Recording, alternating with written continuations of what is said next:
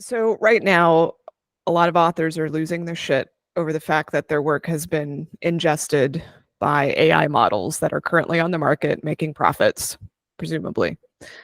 And like the ship's already sailed, okay? I try to impress this upon authors. You can't turn back the clock. It's already in the models. And so now we have the lawsuits.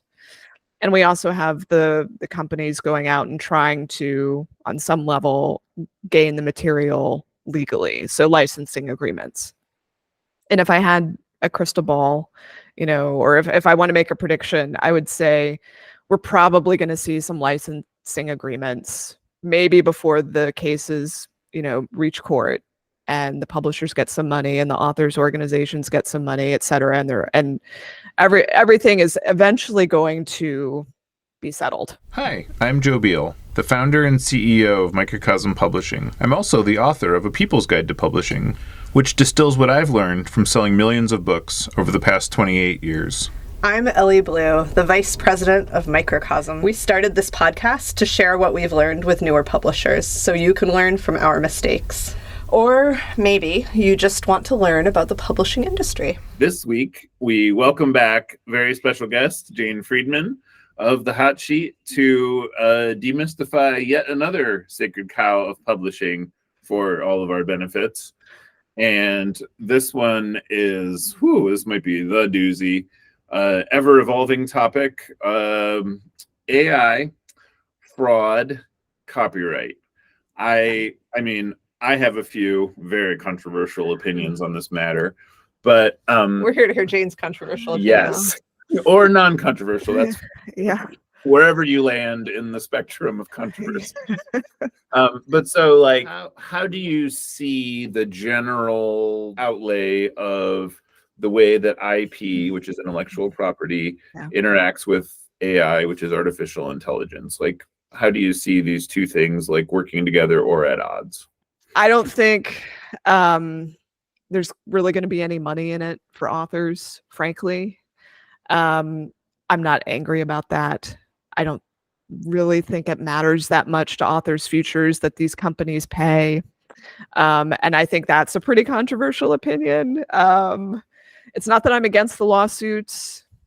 I think people need to do their thing and feel like they get what's coming due. And I do want the companies held accountable. I do want transparency. I think that's, when I look at what's happening, I think what makes me most upset, upset's the wrong word. I feel like I want to see transparency from everyone about what's going on. And I think that might actually reduce some of the anxiety and the outrage, maybe if we had that from all parties. And I don't think publishers are accepted from this. Especially the big ones are currently being very, I don't think they know what to say or do exactly from the author's perspective. I think they're trying to keep all their options open. And so they don't really have a formal policy. And I think that just, again, for authors, I had someone reach out to me yesterday saying, I'm afraid to use Grammarly because I've just learned it uses AI. And I feel like if I use it on my manuscript and submit it, it's going to get rejected by publishers. And I'm like, this is such a huge misconception of what's going on in the market right now. Wow. That's an amazing chain of and then the other fear, of course, is that if people use the AI tools, then their work is going to get plagiarized or stolen or whatever. And I'm like, let's just take a few steps back. First of all, your work's not that precious, which people don't want to hear. And if you're going to be a writer earning money, if the AI is able to profit off your work alongside the millions of other things it's probably doing, aside from looking at your work, you've got a problem there.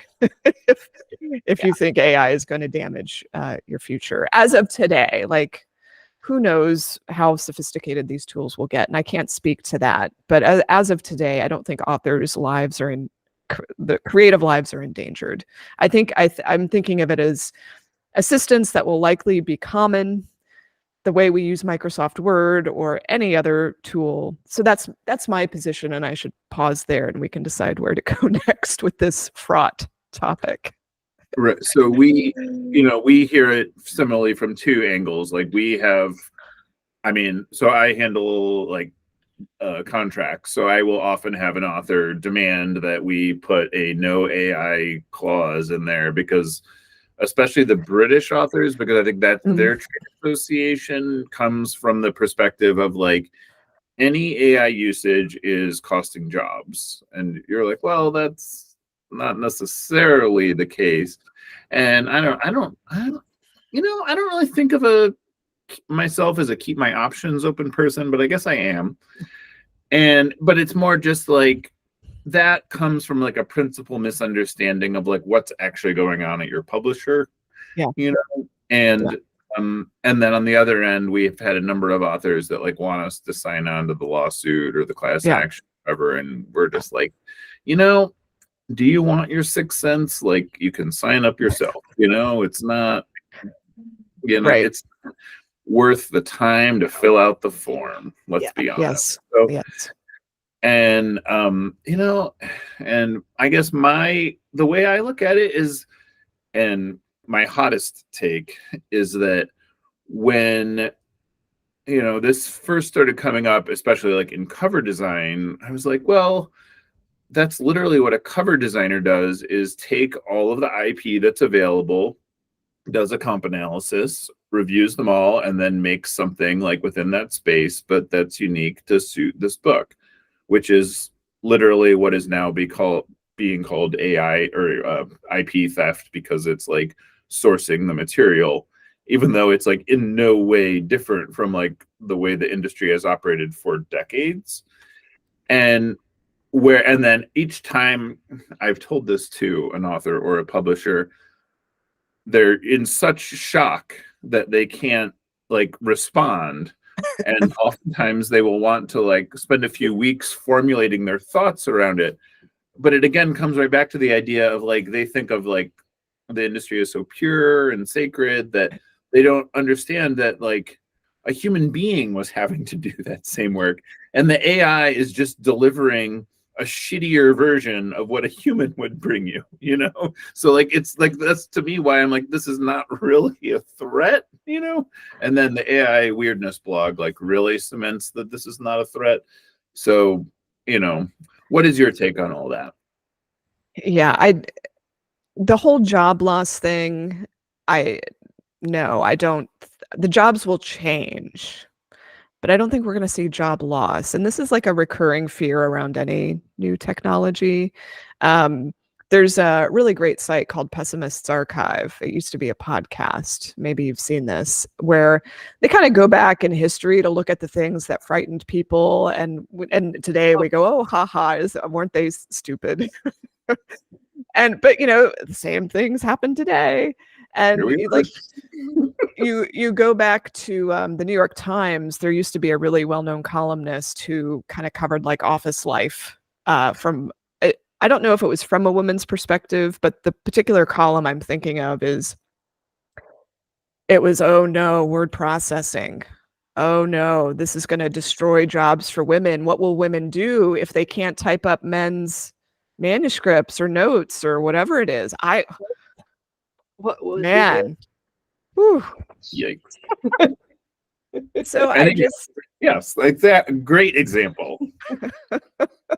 Yeah, I know. I think about it. I'm like, do the people who hate using AI, do they also like turn off the spell and grammar check feature in Google Docs or Word? Like, yeah, it's. Yeah, well, I have writers coming to me now saying, what can I use for word processing that doesn't use AI? I'm like, I don't know. I don't know. So I think people are just waking up to something that's been in the water for a very long time now.